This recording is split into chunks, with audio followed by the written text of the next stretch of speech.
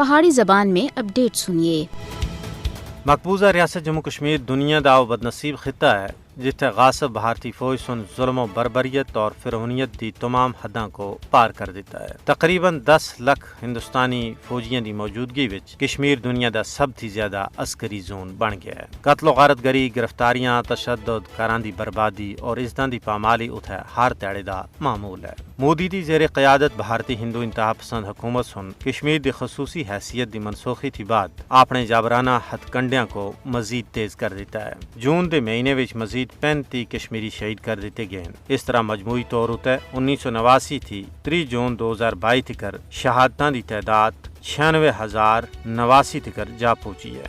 علاقائی اور بین الاقوامی ذرائع ابلاغ سن اپنی رپورٹوں وچ ہندوستانی فوجیاں دی طرفوں کشمیر وچ بڑے پیمانے تے انسانی حقوق دی خلاف ورزیاں کو دستاویزی شکل دیتی ہے۔ بھارت کشمیریوں کو انہاں دے ناقابل تنسیخ حق خود ارادیت دے مطالبے دی سزا دے رہا ہے تاکہ ریاست جموں کشمیر دے عوام خوفزدہ ہو کے اپنے حق تھیں دستبردار ہو جلن۔